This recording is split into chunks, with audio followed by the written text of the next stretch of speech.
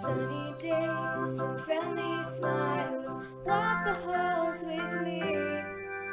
Studio 415.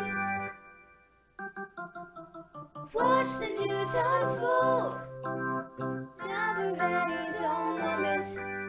Students today create our future. Come and join the fun. Studio 415.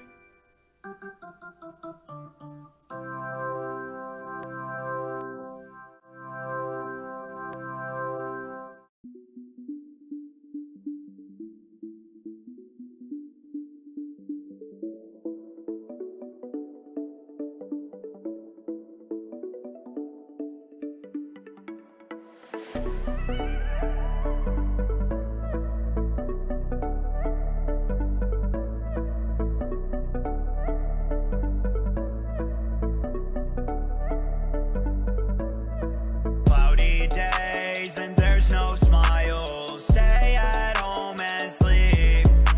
Studio quarantine. Watch the news unfold. This is getting old. My house is really boring.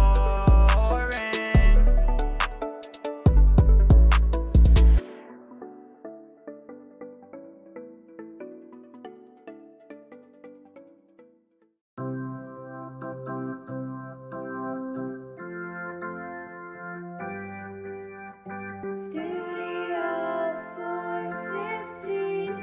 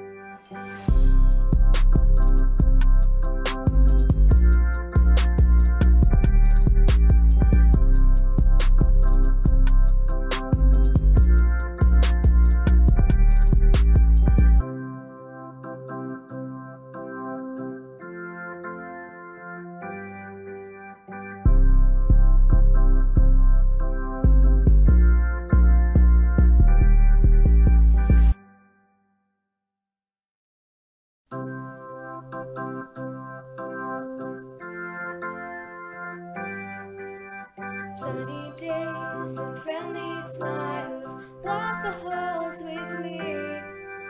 Studio 415. Watch the news unfold. Another very dull moment. Students today create our future. Come and join the fun. Studio 415.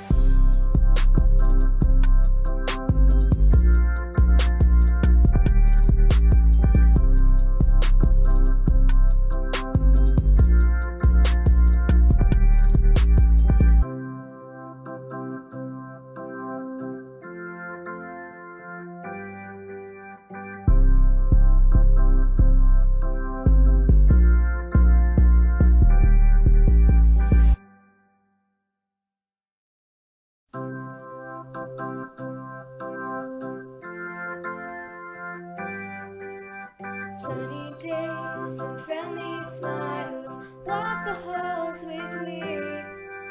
Studio 415. Watch the news unfold. Never a dull moment. Students today create our future. Come and join the fun. Studio 415.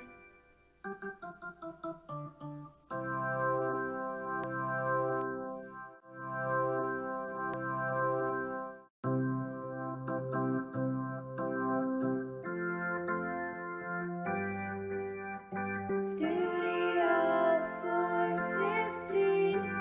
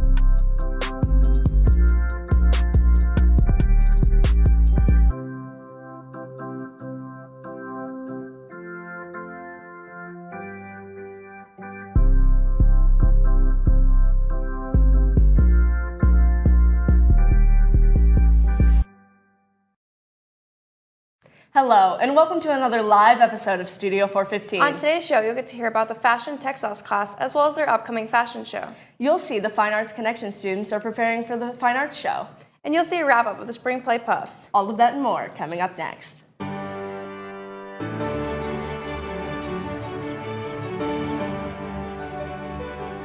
They can draw it, they can paint it, they can sculpt it, they can solve it with the medium of their choice. I have a wand that's just a tree branch in my bag. Should I use that? Literal blood, sweat, tears throughout the whole semester.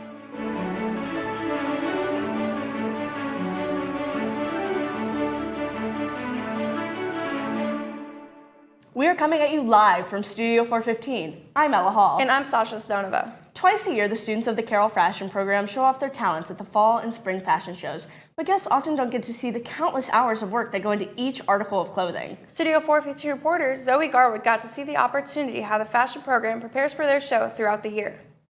Every school year, the fashion shows and classes at Carroll High School get larger. To accommodate growing numbers, the program is in the process of becoming a 3-level pathway.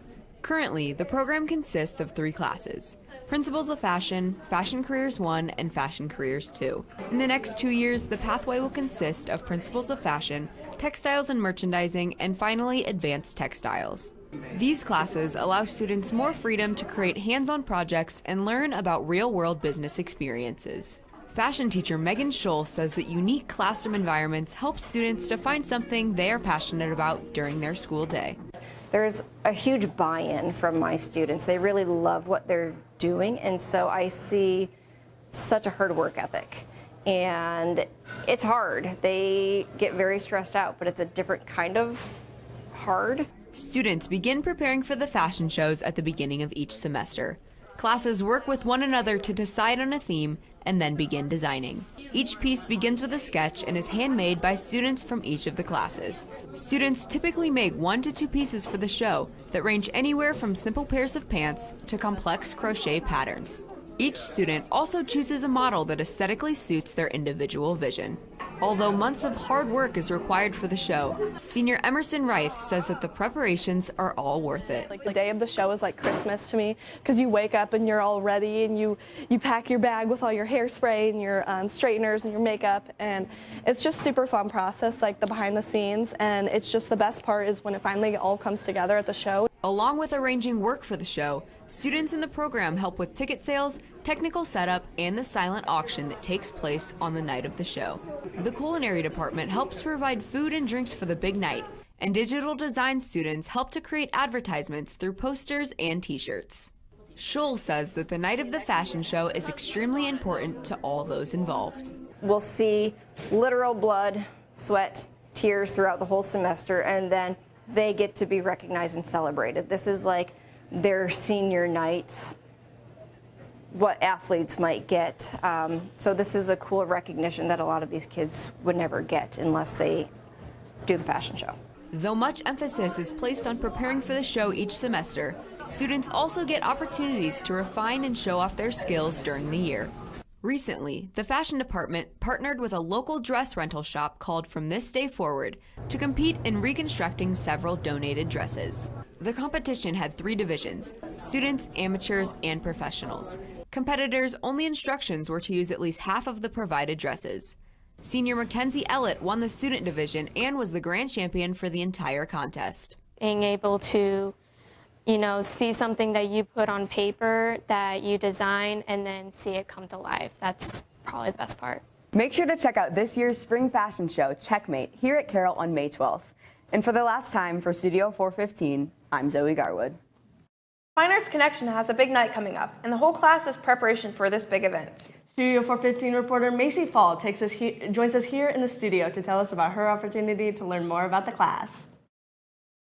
Thanks, Sasha and Ella. I had the chance to talk to students in the Fine Arts Connection class. My goal was to hear what makes this class unique, creative, and see how the students are preparing for Fine Arts Night on May 18th. Fine Arts Connection is a class where seniors get to work independently on their own problem-solving projects. They get 8 throughout the year and each come with their own prompts, such as a piece with voice or a portrait. Students have to figure out how they want to solve their problem and what medium they will use. Art teacher Scott Kilmer instructs the class, helps students evolve their ideas, and learn how to solve the problems he approaches them with. Some may wonder how the class will change with art teacher Tara Turner taking over, but Kilmer ensures it'll stay the same. With that, Kilmer explains the ensured future that comes with this mainly student-based class. It forces them to learn how to think creatively. And so the base of knowledge, the creative thinking process, having their own show, learning all the preparation that goes into all that show, learning and understanding the correlation between all this devotion and hard work and how it equates to success. In class, students work independently, so it is viewed differently through the eyes of teachers and students. After the assignment is given, it can take students a differing amount of time to work on said project. Each project is given 4 weeks in class, but out-of-class work can be needed more or less depending on the project itself, size, medium, and student. Most students enjoy the class for its freedom, as it allows students to explore parts of their personality that they can't in other classroom settings. Senior Isabel Fisher explains how she can express herself in this class. Because I've always been like the art kid, quote unquote, and I feel like everyone in that class has been the art kid, and this is the class that they can kind of fully express that. Student prep for Fine Arts Night involves setting up their own display board, which requires buying or building the board themselves. They have certain things that need to be on the board, such as an artist's statement. Each piece also needs a title and narrative if the piece requires it.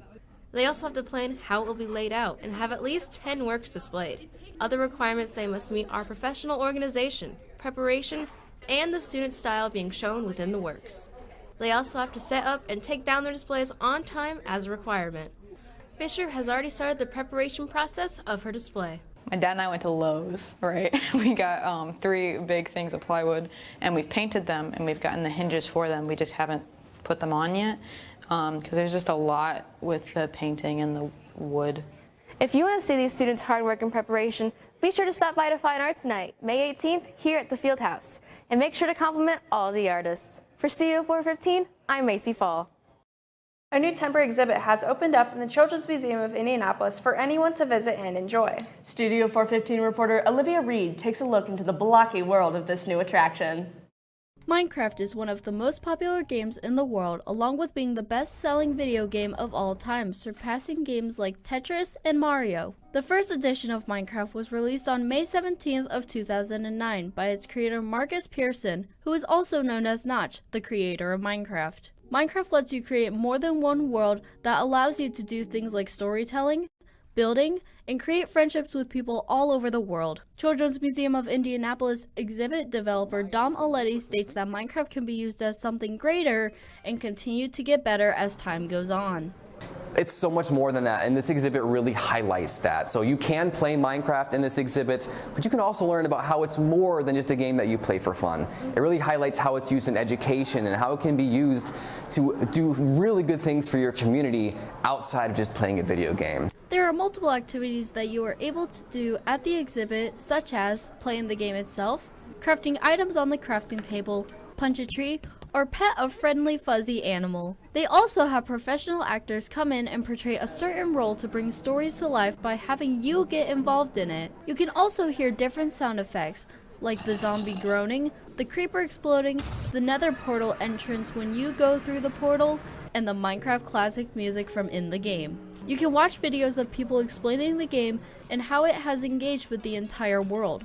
Director of Media and Public Relations Kimberly Harm Robinson claimed that the roles of kids and parents switch when entering the exhibit. This is one of those examples where you see the kids teaching their grown-ups. So it's fun because they're like, no, Mom, you got to do this, or Grandma, come on. So it's really kind of fun and inspiring from that perspective, and it helps bring different generations together. On March 11th of 2023, the exhibit opened up for the first time. The Children's Museum of Indianapolis decided the Minecraft exhibit was a good fit to join the museum because of its pop culture fitting well with the entire place, and is placed next to the pop culture exhibit on the third of 5 floors. Your admission ticket into the museum is connected to the Minecraft exhibit and is not separate. The Children's Museum of Indianapolis is renting the exhibit from Mopop, which stands for the Museum of Pop Culture, that is in partnership with Mojang. Mojang Studios is a Swedish video game developer company that was used to make Minecraft. You can purchase tickets to visit the museum on childrensmuseum.org. Dom Aletti insists that no matter who you are able to do something inside of the exhibit. I think everyone has at least heard of Minecraft or knows someone that knows of Minecraft. So everyone's got something to do in here, and no matter what age you are, no matter your familiarity with the game, there's something in here for you. If you want to go to a place that's creative and interactive, come on by to the Children's Museum of Indianapolis and check out the Minecraft exhibit that will be available until August 6th. For Studio 415, I'm Olivia Reed. William Jameson has been creating Charger Spotlight videos for 2 years. His goal is to show the human and personal side of teachers. Will has been saving his last spotlight for his favorite teacher. The final spotlight will be Will's 20th and will air next week. Here's a sneak peek of the final spotlight with television and video teacher Bob Johnston. Since the first Charger Spotlight, one man has stood there to settle the score, Bob Johnston. The Studio 415 mastermind has stood at the finale of this incredible show run from the very beginning. He's a beast of power and strength. One would need incredible guts to take on such a man. For the past year, I've been fighting, I've been training, and contemplating on how to go up against such a formidable foe. With the help of my trainer, Dan West, I don't know where I found him, but in general, he's a great man, and he's shaping me to become who I need to be. Yeah, I've been a personal trainer for about 5 days now, self-proclaimed, of course. I think I'm pretty good, though. Yeah, I think that fella's got a chance. At the time of this trailer, 18 Carroll employees have been interviewed by myself. I must be ready. I must brace myself for the final spotlight. Welcome to the final spotlight.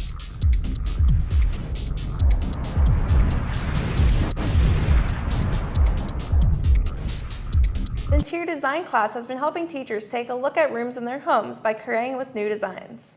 Studio 415 reporter Ava Coe takes you into the class and shows you how these projects are giving students real-world experience.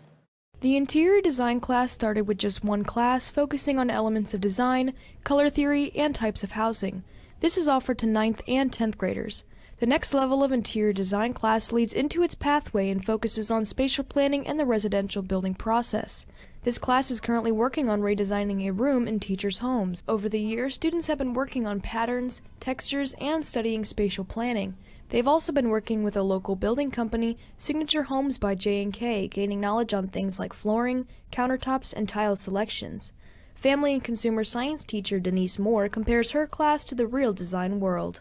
If this is done in the real world, and we model this after a lot of interior designers, that this is a feature that they offer as an online design plan. They'll charge people $500 for a room, but those will take about 10 days to 14 days. So we're kind of on pace with what you would do in the real world, and we just kind of work through it in phases. 14 teachers and staff have volunteered to be a client for interior design students. Teachers provide students with photos, a floor plan, measurements, and other information to get the designers started.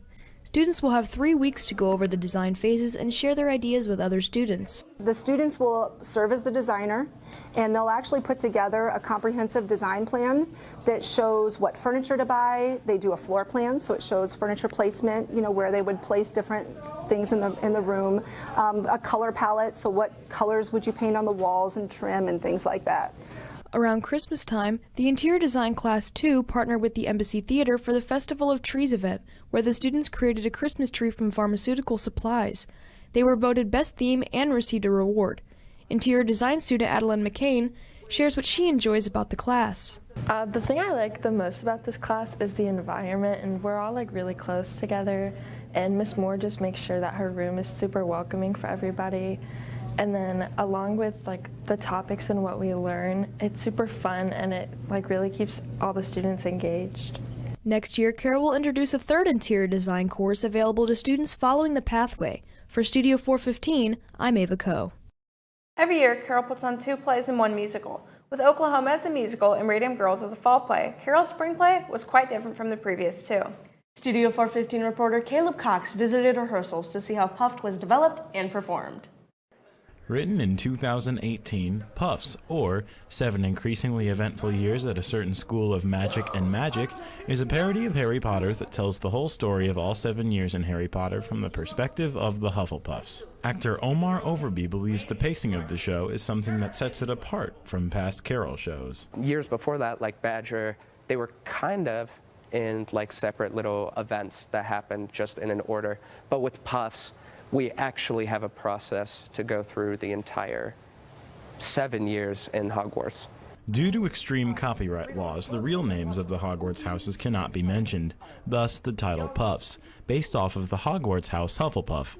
As for the other Hogwarts house names, Gryffindors are Braves, Ravenclaws are known as Smarts, and Slytherins are Snakes. The villain, Voldemort, also has a different name, only ever being referred to as Mr. Voldy. On top of all of this, the name Harry Potter is never mentioned. Harry and Potter in their own sentences are allowed, as well as Mr. Potter, but the full name altogether cannot be written in the script. Telling a story that takes place in Hogwarts comes with a somewhat demanding visual expectation. I would be the worst person if I did not thank the show choir dads, because the show choir dads built this whole set in 3 nights, and it is super incredible. So now we're going to the fun part where we get to decorate it and add all the character to it. The set of Puffs also borrowed past backdrop pieces from the show choir, such as lighting panels, risers, and sliding doors. While the cast of Puffs still had a decent amount of rehearsal to prepare for the show, it was shortened by 3 weeks due to the cancellation of the original play, Marion. Even with the shortened amount of time the cast has had to work, Grillo believes the charm of the characters in the show still shines through. And at the beginning of the show, you get to meet the Puffs and you think, oh my gosh, these people are kind of weird, But as you go through the show and you get to know them, you really grow to love them, and they're just so sweet and endearing, and you are totally rooting for these poor Puffs who just cannot catch a break. Puffs ended performances this year on a good note, as it was the last performance this year. If you feel as though you've missed out on performances, there are always good shows to look forward to next year. For Studio 415, I'm Caleb Cox. The Carroll High School girls tennis team has had a great start to their season, winning their first 5 matches with a current score of 12-5. Studio 415 reporter Ethan Hilligast takes you to the court to learn more about the girls' team.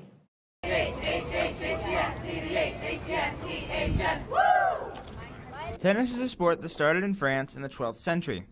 It is played with a racket and a neon ball.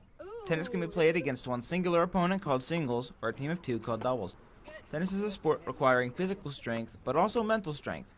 Varsity singles player Jana Bayer believes that tennis is a mental game.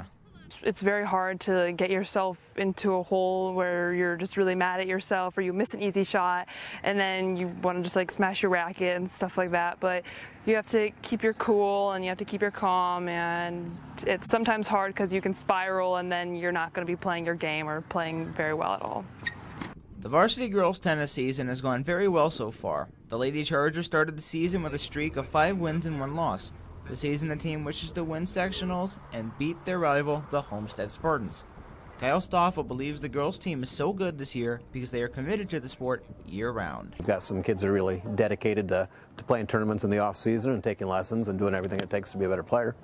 So far this year, the JV season had 3 wins, 1 loss, and 2 ties.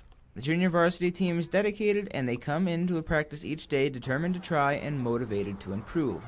Assistant coach Justin Percy feels the connection and relationships in the team make it special. It's the team itself. They're always there to put a smile on your face. They like to have a good time, and then when we need to, we can get business done and actually play and win matches.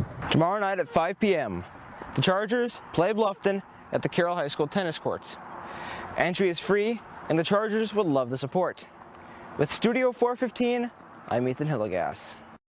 That's all we have for today. Thanks for watching. If there's a story you would like us to cover, please let us know. And for all of us here at Studio 415, have a great week, Carroll.